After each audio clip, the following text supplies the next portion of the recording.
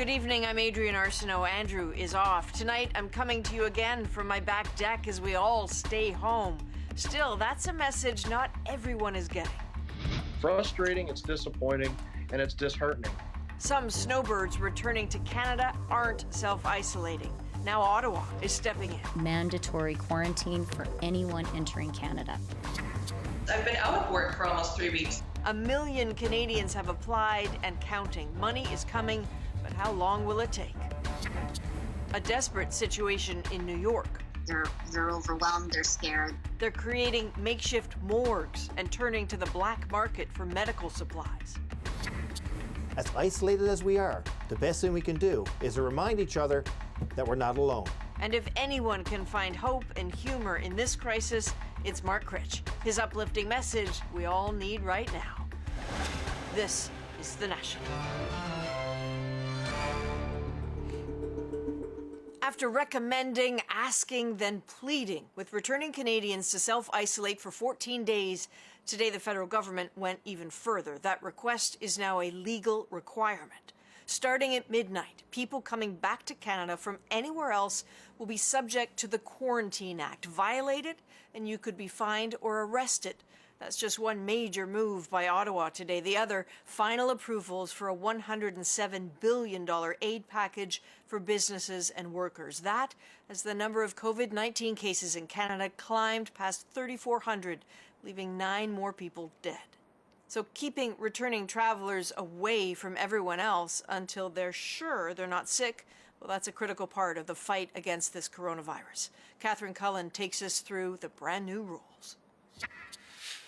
It is extremely important that everyone returning to Canada isolate themselves for 14 days.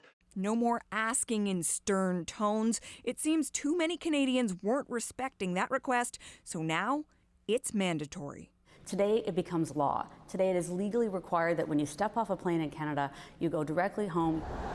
If not, in the most extreme cases for jeopardizing a life, the fine can be up to $1 million or 3 years in prison. There will be follow-up, there will be random screening, and there will be spot screening based on particular situations.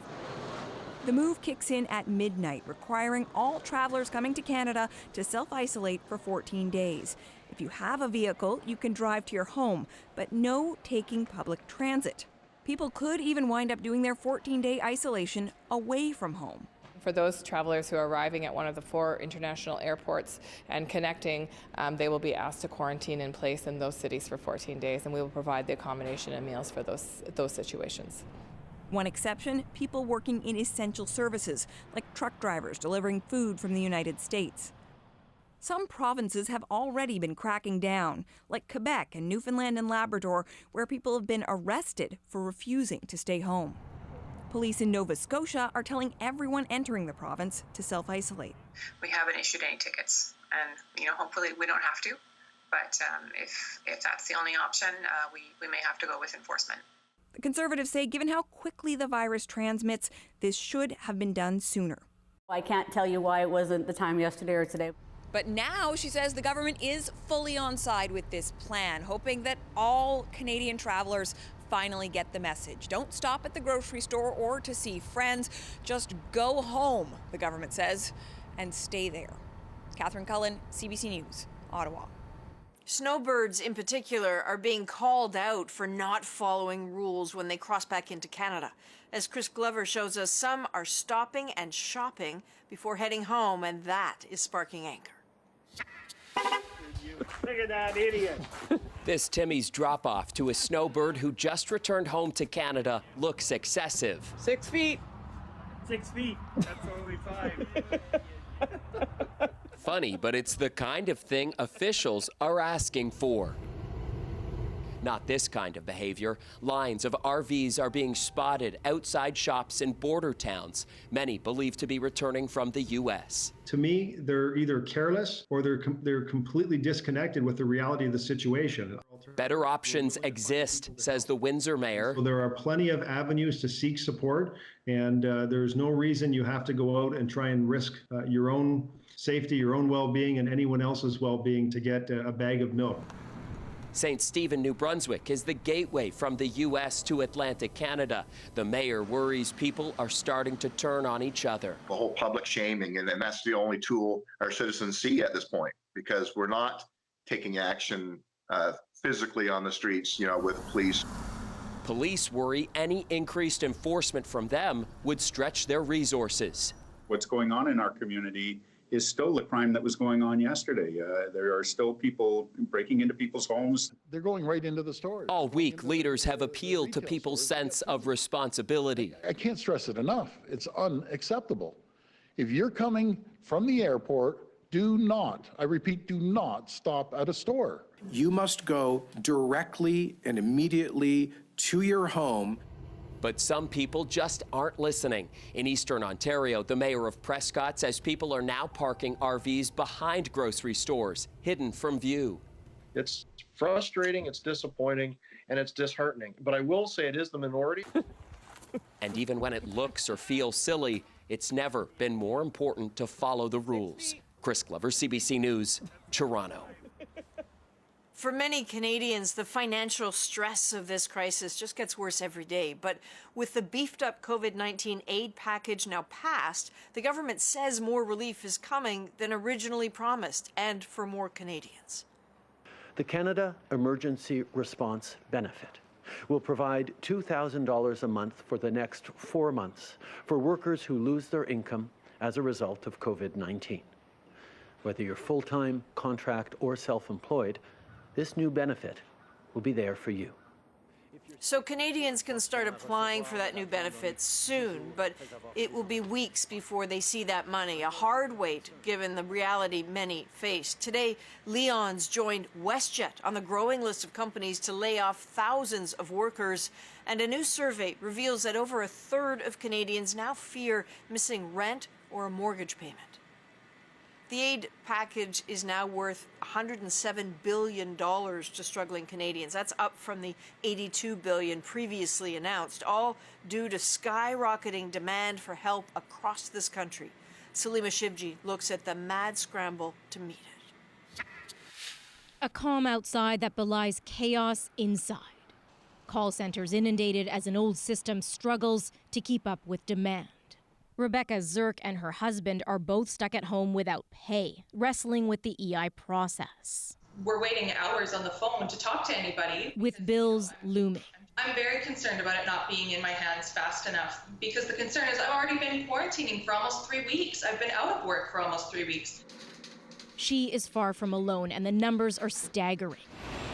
Nearly 1 million Canadians applied for EI just last week. That's more than any other month since the country started keeping track in the middle of the Second World War.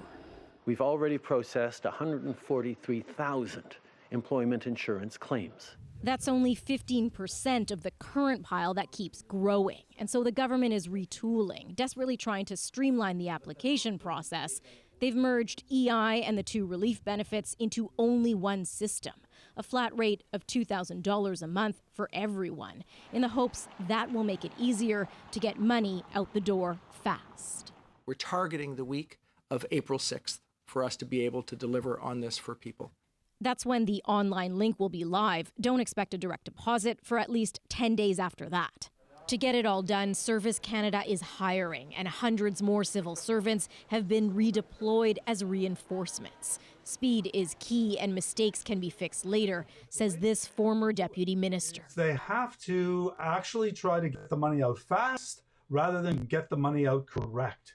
That is the goal, to get money out quickly. There are only a few questions in a dramatically simplified application process, and Ottawa says it's ready to adapt if further changes are needed in these unprecedented times. Salima Shivji, CBC News, Ottawa. So let's turn now to the number of reported cases of COVID-19 in Canada. That number has now topped 3,400. That's an increase of 617 from just last night. 1 week ago today, only 727 cases were counted across the country. Once again, it's Quebec that leads the daily increase, a leap of more than 300.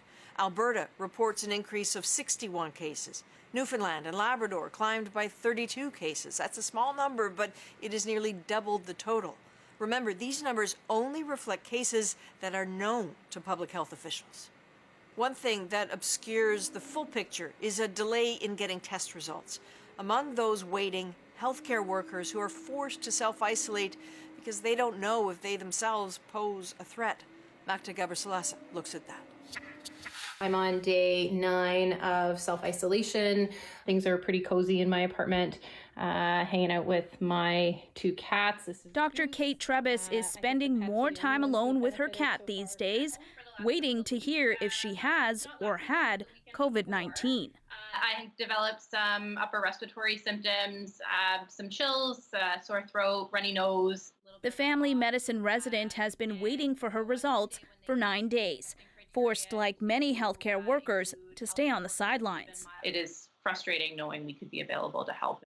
In Ontario alone, more than 10,000 people are currently waiting for their results. We know that how long you wait for your results varies widely. Today, the Prime Minister said officials are trying to speed things up. Right now, he says 10,000 people are being tested every day. Every step of testing is crucial, says this infectious disease specialist. 1, you have to have the right types of swabs. 2, you have to have the right people who know how to do the swabs properly. 3, you have to get them to a lab. 4, they have to be processed in the lab. And 5, you have to be able to communicate those results back to the patient and also to the provider who's caring for the patient.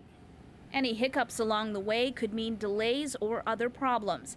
All this as concerns continue to mount about looming shortages of equipment and necessary chemicals. We're very worried because the clinical supply chain is, for all of their reagents, is really limited. Jim Woodgett says research labs could help the diagnostic labs with testing. To prove it, he's working with scientists at 4 of Toronto's hospital research labs. We can change and adopt the procedures and the care and precision that the clinical diagnostic labs do. Overall, super lucky myself. Until something changes, people like Dr. Trebas will just have to keep on waiting for results. Magda Gabrisalasa, CBC News, Toronto. Now, different provinces are using different strategies to manage the virus. Leanne Young is tracking stories from communities across Canada for us. Adrian, let's take a look at Manitoba. The province says they saw the largest jump in one day in confirmed cases. 14 people have tested positive, bringing the total to 35, and that includes a girl under the age of 10. All the cases are considered travel-related, so no community transmission yet, but it's already made life even tougher for those with low incomes. All the people coming into the house are using the washrooms, coughing, hacking, and I didn't like that before, and now with this pandemic, it's basically heightened it. To help Manitoba prepare, the health minister wants businesses to offer products and services in response to COVID-19. We're wanting to be clear on this. We're not out of supplies. We're doing this out of an abundance of caution. He says they're looking for everything from testing compounds to gloves. One company has been making ventilator parts. They're overwhelmed with orders, and the owner says their priority now is keeping their staff healthy. We had 5 of them that had to take the bus, and I just said that can't be because we just can't take that chance. So we didn't partner, but we asked London Limos in Winnipeg to see if they could give us a car, and they would pick up our staff in the morning and then take them home in the evening. So everyone doing what it takes to keep critical supply chain going and everyone's safe. Adrian?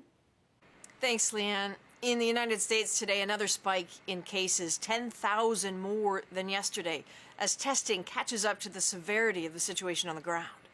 So confirmed cases have passed 65,000 and more than 900 people have died. The heaviest burden weighs on New York, with about half of the country's total cases in that state and nearly 200 deaths in New York City alone. Some are describing that city as a war zone. And as the CBC's Stephen D'Souza tells us, the worst is unfortunately yet to come. In New York, a scene reminiscent of 9/11, a makeshift morgue set up outside a hospital, ready for an influx of bodies.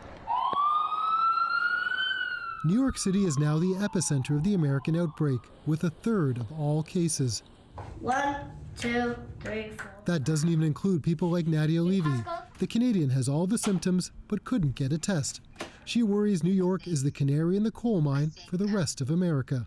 I think it's going to be bad. I think we're going to really need all the help we can get. Officials are preparing for hospitals to be overrun.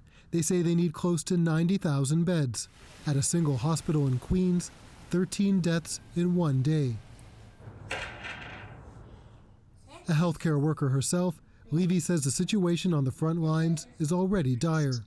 They're pissed off a little bit about the lack of supplies.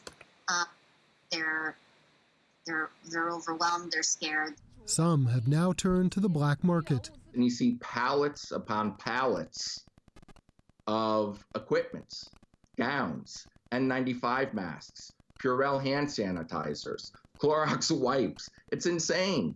New York Governor Andrew Cuomo says 40,000 retired healthcare workers have volunteered to return to help, and some supplies have arrived. We do not yet have secured a supply for 3 weeks from now, 4 weeks from now, 5 weeks from now, but we are still shopping. Cuomo estimates the peak is coming in 3 weeks. Overwhelmed are all those, So like in Italy, New York hospitals are preparing to make the difficult decision. Who gets life-saving treatment and who doesn't? There is discussion about, there are ethics discussions that are ongoing, but we're not at that point now. The fear is that point is not far away. Stephen D'Souza, CBC News, Toronto.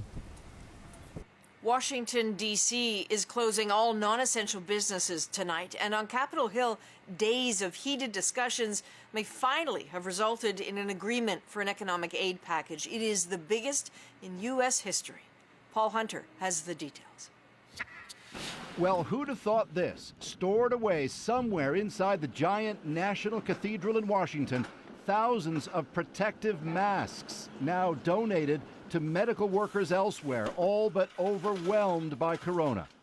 A tiny bit of welcome news amid word of something much bigger. To the American people, we say, big help, quick help is on the way.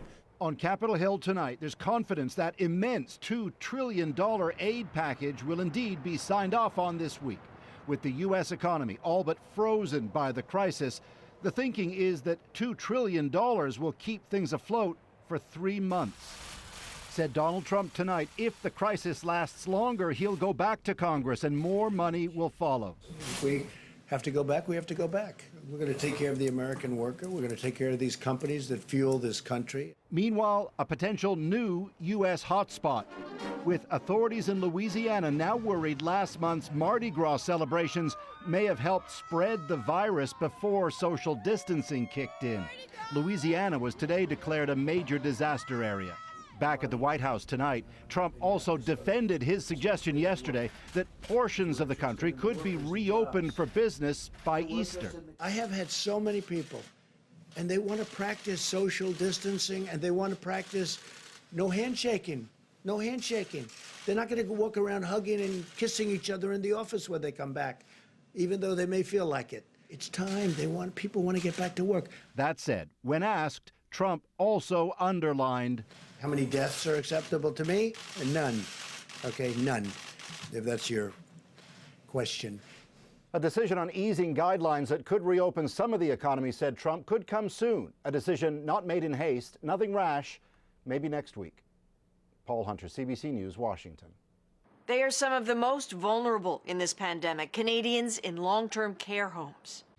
I am not permitted to go in to see my husband. I'm sorry. Coming up on The National, families locked out and worried about the care inside for their loved ones. And the very real concerns over what could happen if liquor stores are forced to close. We will see an increase in death if they are closed down. Plus a message from Mark Critch to a nation in isolation. You have a chance to be a hero by staying home and letting the real heroes do their job. But first, as we go to break, the view from above Canada's biggest city. The streets of Toronto eerily but necessarily empty. We're back in 2.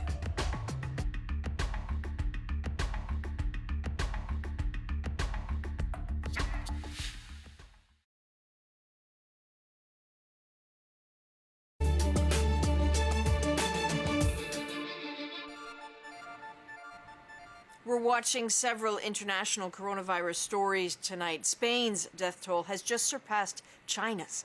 The country reported 738 deaths overnight, a 27% jump from the day before, bringing the total to more than 3,400. China has roughly 3,200 deaths. This video, released by the Spanish military, shows troops disinfecting seniors' homes and other public spaces. The country is on day 11 of a nationwide lockdown. Spain now only second to Italy, where more than 7,500 have died. The military is setting up emergency field hospitals because the healthcare system is overwhelmed. This one in Cremona, in the hard-hit region of Lombardy. More than 74,000 people have tested positive for the virus in Italy. The country has been under lockdown for more than 2 weeks, and officials are hoping to find out soon whether the measures will indeed flatten the curve.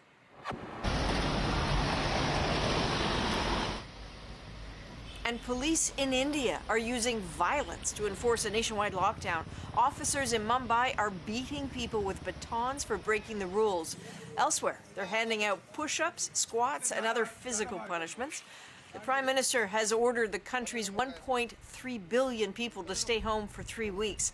Now, so far, India has just over 500 cases, but there are fears that could balloon to 1 million by mid-May. Among those hunkering down in India right now, thousands of Canadians, many of them visiting family and friends, and now they are frantic to get out. But as Anita Bath explains, some seem to be losing hope. Flights have been suspended, so at the moment we have no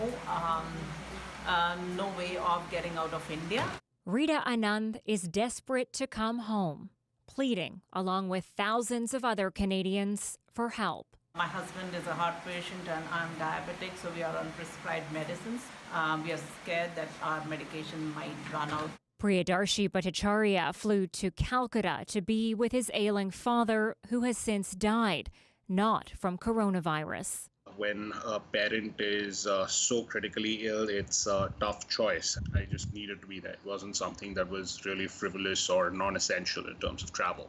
Also stuck, Ottawa's Debbie Levine. She feels Canadians in India are being abandoned. We're frustrated because we hear how the Canadian government is doing everything they can to get Canadians back, and I can tell you that that is not the case right now. Levine has been calling and emailing the government nonstop. We actually managed to get a live person, and they advised us to follow tweets and the news. In a tweet, the Foreign Affairs Minister says, "We are aware the lockdown is making travel difficult for Canadians stranded in India. Officials are working to assess options in a complex situation." More than 15,000 Canadians in India have registered with Global Affairs Canada, but it's not clear how many actually want to come home. Liberal MP Sukh Dhaliwal's mom is among those stranded. Dhaliwal says he too is putting pressure on the Foreign Affairs Minister. We are trying to get an access to airfield, and I'm certain that once that is opened up, and we will do every effort to bring every Canadian that's out there. Little comfort for those who remain stuck, with little hope of getting home. Anita Bath, CBC News, Vancouver. Prince Charles has tested positive for the coronavirus after appearing to take pains to avoid direct contact with people. Look closely and you can see the Prince of Wales is declining to shake hands this afternoon, but is doing the traditional namaste. That was Charles's go-to greeting at recent events, his final public appearance just under 2 weeks ago.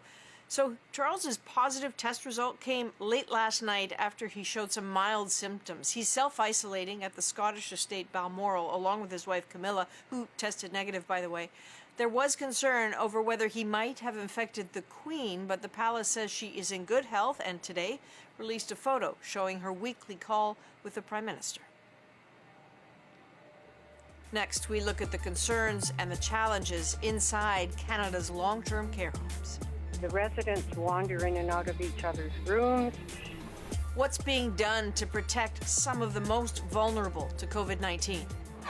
And the doctors answer your questions, including, should I change my clothes when I get home from work and wash them? But first. This is what treating COVID-19 patients leaves behind. Frontline healthcare workers around the world are sending out selfies, their faces dented, bruised, and raw from hours wearing those critical masks and goggles. And those eyes, those are portraits of exhaustion. From all these workers, impossible to ignore messages for the rest of us. I'm afraid too, says this Italian nurse, but not to go shopping. I'm afraid to go to work.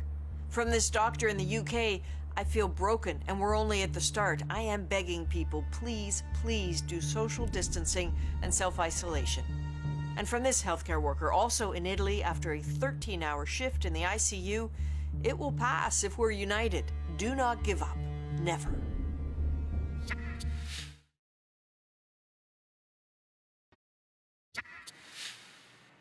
Welcome back. From the beginning, we've heard warnings about COVID-19 outbreaks in long-term care homes. The older population is more vulnerable, especially living in close quarters. Already in Canada, we've seen cases in long-term care homes in at least 4 provinces. In BC alone, there have been 6 separate homes hit by outbreaks. David Common looks at the challenges in keeping residents safe. There are few places more high risk than Canada's many long-term care homes. More than half the country's deaths linked to COVID-19 occurred in places like this. Most in an outbreak at this BC home, prompting several provinces to lock down facilities, ban visitors, and extra staff paid for by families. I am not permitted to go in to see my husband. I'm sorry. People like Margaret Calver worry there just aren't enough staff to properly care for residents like her husband Wayne, who lives on the same floor as someone who tested positive for COVID. She says in regular times there can be just 2 staffers to care for 21 people. Do you have worries about how effectively you can isolate people on a dementia ward, people who may be prone to wandering, how effectively you can do that with just 2 staff? Almost impossible. The residents wander in and out of each other's rooms. There are interactions between residents, sometimes quite negative with behavior issues. So I'm not sure how they're going to keep the residents in their rooms. The home says the best possible protocols are in place to protect our residents, and there are efforts to redirect community resources to the home. To limit potential exposure to the virus inside homes, families and private caregivers have been banned. But the effect, many worry, will be chaos inside homes. The issue with wandering residents having lockdown units where there aren't enough staff on in order to help quarantine these individuals. You can't lock somebody in their rooms, especially when they have dementia. The province is racing now to bring in more staff. Care homes, after all, are where risk and need are among the highest. David Common, CBC News, Toronto.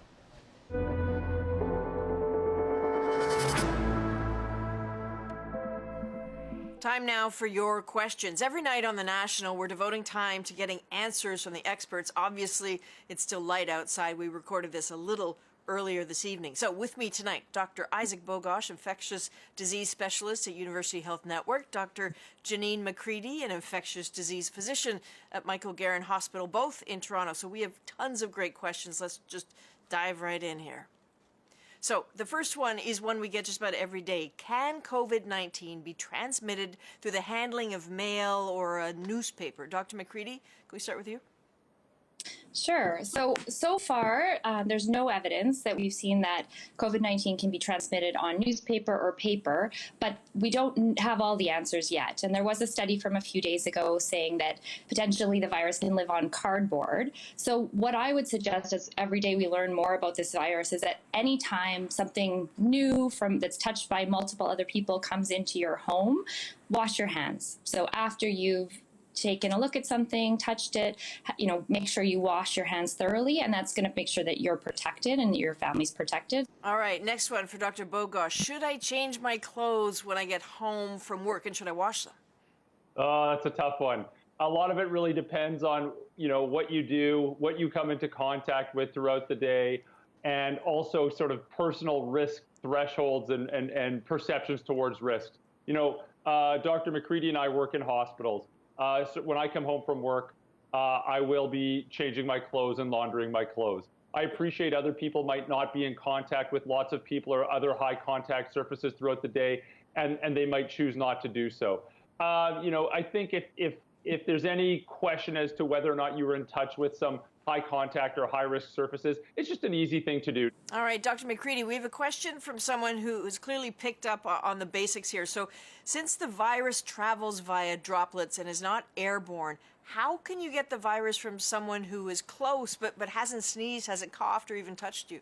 So that's a great question, and so a very important one. And oftentimes in our social interactions, even if you're just close to someone, you might inadvertently touch them, or more importantly, touch something that they're going to touch. So for example, if you're chatting with a friend, you might have your cell phone. If you've touched, your nose or your mouth and then touch your cell phone, you might then show them a picture, pass them your phone, and then they'll touch that. And if there is COVID-19 on that phone, then they could touch that and then afterwards touch their mouth or nose and transmit it to themselves. So those things happen, multiple times in every social interaction, and that's one thing that can happen. And so the closer we are to people, the more likely the virus is going to use those opportunities to get from one person to another and continue to spread.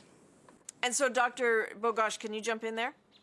Yeah, absolutely. I mean, as disgusting as it might sound, even though if someone's not coughing or sneezing, we're still unintentionally spitting and getting little bits of saliva out of our mouths and into the world around us, whether we think we are or not. And certainly that can fall onto surfaces, and people can touch those surfaces and then touch their eyes, nose, or mouth, and then inadvertently infect themselves. So even if someone is infected and has minimal symptoms, they're still able to transmit this infection to close contacts as well.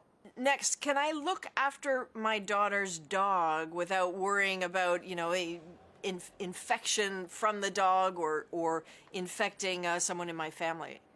I think we've got to be careful about this. We're not shaking each other's hands. We're not going around giving each other high fives. I remember when the NBA stopped doing that before the NBA was canceled. And, the more hands that touch a dog, the more opportunities there are to transmit infections. Now, of course, dogs and cats and pets need love. They need to be pet. They need to be cuddled. But, it's probably best for as few people to do that as possible, just because we could likely transmit the infection. It could get on the fur of the animal, and then it could be transmitted to another person that way. Okay, last question, everyone. Is there anything the public can do to help make sure that health workers have the proper protection that they need? Dr. McCready? If people have personal protective equipment that is new or unused, then a lot of places and hospitals would love to have it. All right, Dr. Bogosh, Dr. McCready, thanks both of you very much. Thank you. Thank you. As we've mentioned, we'll be asking your questions about COVID-19 every night going forward. So send us the questions you have. We know you have a lot of them. You can message us directly on Instagram at CBC The National, or you can send us an email at thenational@cbc.ca. Next on The National, an urgent appeal to consider liquor stores essential services. Long lines and panic buying when PEI closed its stores. So we look at the health concerns at play here. Next. Plus, it all seemed like a movie at first, like it wasn't really happening. Who better to give us a pep talk for a pandemic? Mark Critch's message to Canadians, just ahead.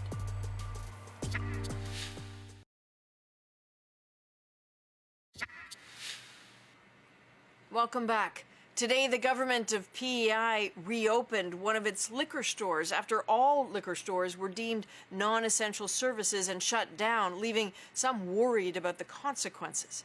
Kayla Hounsel explains. This is what happened when Prince Edward Island announced it would close government-run liquor stores. I'm disappointed in Islanders' response. Alcohol is not considered an essential service. But those who live with alcoholism say it absolutely is. Carol Arsenault has been sober for 4.5 months. If I had not had doctors and nurses there with me, monitoring my vitals and giving me the medication I needed, I could have had a stroke, a heart attack. I think I was not clear yesterday. And PEI's chief public health officer later apologized and today reopened one liquor store.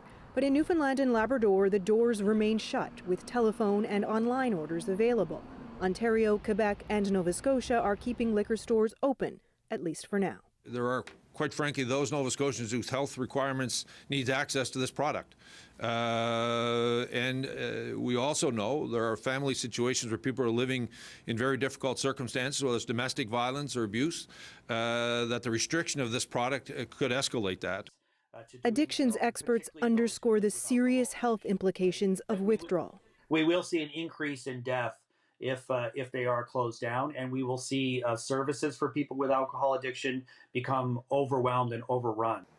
ERs, too, could be overrun.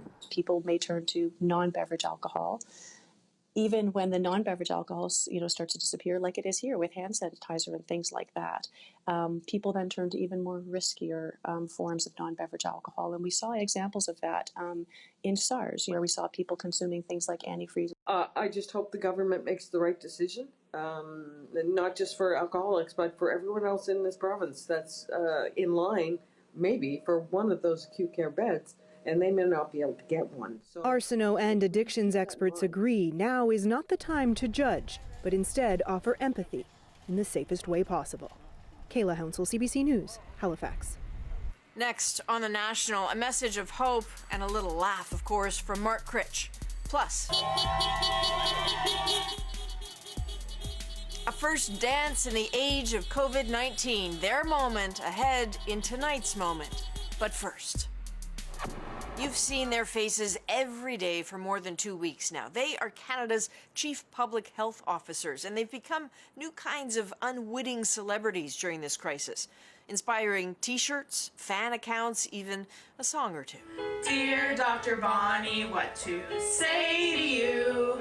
Dr. Hinshaw's bomb, she's got it going on. Some even want to dress like them. Alberta's chief medical officer wore a smoking lily dress. Our email box went insane. That dress is now sold out, in case you're wondering. So during these uncertain times, they have become part of our routine, giving us the facts and reassurance that we'll get through this together, which is the kind of celebrity power we can all get behind.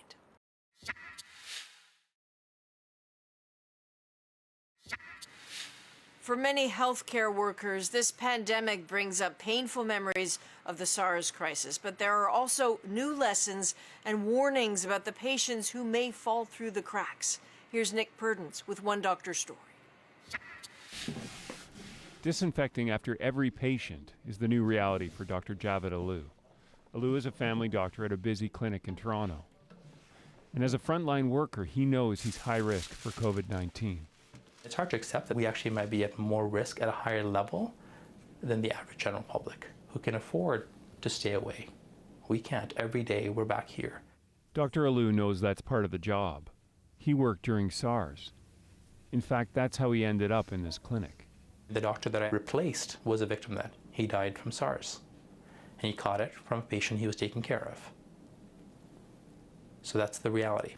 But you're a national. Alou was just out of medical school when SARS hit.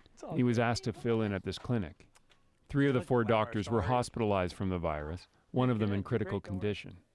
And one day, the nurse came in crying and saying he's passed away. And so we all knew that the person that they actually had been working with for so long, who had been taking care of patients with them alongside every day, wasn't going to be coming back after SARS. And it created a strong bond between the patients that I inherited. And this is a relationship that's lasted till today. This is something that actually has brought us together, recognizing the common humanity and the risks that we take together in actually getting care when we need it and giving care when we can. They just told me that my office is officially closed. So now when Dr. Alou meets his patients, like Maria DeMurro, he remembers a lesson he learned during SARS, when he had a near miss he'll never forget. And I remember this one man, and this is the first time I met him, this is right at the peak of SARS. I did his annual checkup, his physical examination, something we would routinely not want to do right now. We're deferring them during COVID for a later time, saying, hey, you're well, let's leave that assessment for later. And during the examination, I realized he had cancer. And so there I was wearing full gear with the mask, the gown, the gloves, the most barriered way of humans talking about something this horrible. And I had to tell him, hi, I know we just met, but I think you have cancer. And then I had to plan for him to get his care. The man had his surgery 3 days later and survived. He's still one of Dr. Alou's patients today. I don't know if he realizes every time I see him or his family, I remember what he went through during that time. And right now, it actually makes me worry about the people we won't be taking care of because we're so worried about COVID that we're going to defer their care. Who won't we save because we're so distracted by COVID right now? 17 years since SARS, that's an important lesson to help us today. Nick Purdon, CBC News, Toronto. The moment is up next, but as we go to break, we're hearing it from officials and from our neighbors. People must stay home right now to limit the spread of this coronavirus. But being apart doesn't have to mean being alone. As Mark Critch of 22 Minutes reminds us, Canadians are resilient. We are problem solvers, making the best of this strange situation, one act at a time. Here he is for The National. Back when this whole pandemic thing first started, my wife tweeted, "To avoid contracting coronavirus, don't touch your face. To avoid contracting coronavirus panic, don't touch your Facebook." She couldn't have been more right about how wrong everything was suddenly going to seem. Everyone I knew was split into one of two camps. Either they thought COVID-19 was no big deal, or they thought that this was the end of the world. It all seemed like a movie at first, like it wasn't really happening. And Tom Hanks got it, and we all went, "What? COVID? Not cool." Then Sophie Gregoire Trudeau got it, and we all went, "What? How? Really?" Remember the good old days? I don't mean the days of concerts and restaurants. I mean the good old days of teacher strikes and railroad blockades. Back before a package of toilet paper cost more than a barrel of oil. And when a tan made you look healthy, not like you might have the snowbird flu. I started limiting the number of people I'd meet up with. Just one or two friends at a time as we FaceTimed a couple of other friends and make it feel like we still had friends. It's frustrating, but the best thing we can do right now is nothing. If we self-isolate, we can beat this thing. You just have to remember that isolation doesn't have to mean that you're alone. Our seniors, often our most ignored citizens, have been on lockdown. Many long-term care homes have been forced to close their doors to visitors, so one decided to open up their windows. The North Pond Manor in Torbay opened a FaceTime window so residents could get a little one-on-one time with their loved ones. This is a unique time in our history, and you have a chance to be a hero, not by running into a burning building or pulling someone from a pool, but by staying home and letting the real heroes do their job. For the past few nights, people of Vancouver have taken to their balconies and windows to applaud healthcare workers when their shift change happens at 7 p.m.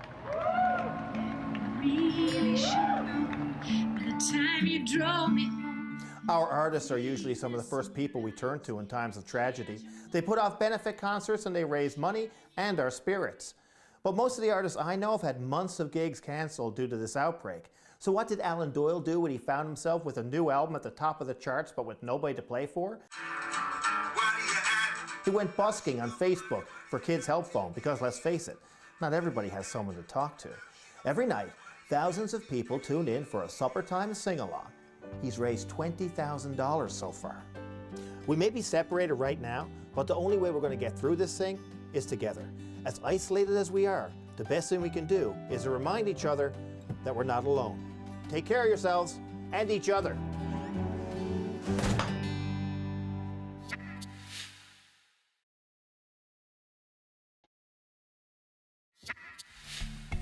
Josh and Anastasia's wedding plans were disrupted, of course, in the midst of coronavirus, so they kept altering and shrinking their plans until finally the wedding could only include their closest family. So the rest of their friends had to get a little creative with how they could celebrate the newlyweds, and that is our moment. We got into our limo, headed down to the Osprey Village there. And as we started approaching, we're like, we know that face. We know that face. We know that face. And then we just started realizing those are our friends from church that we could not invite. And they just lined up on the streets. They were in their cars. They kept the social distance and they were just honking and cheering and laughing and screaming. Some of them made handmade signs. They had sparklers from previous weddings that they were at. Then one of their friends were just like, you guys should have a first dance. And we're like, no, we weren't planning for a first dance. We've already canceled everything. They all just basically all just turned on the radio to the same station. Cars and people just lining the street, and there's us just in wedding dress and suit, dancing in the middle of the street. It was so great. It was like the world's best surprise party. Yeah, no kidding. So it's certainly starting to feel like we're all living through what will one day be a pretty thick chapter of a history book. And here's hoping a couple pages are reserved for the creativity and kindness. That is The National for March 25th.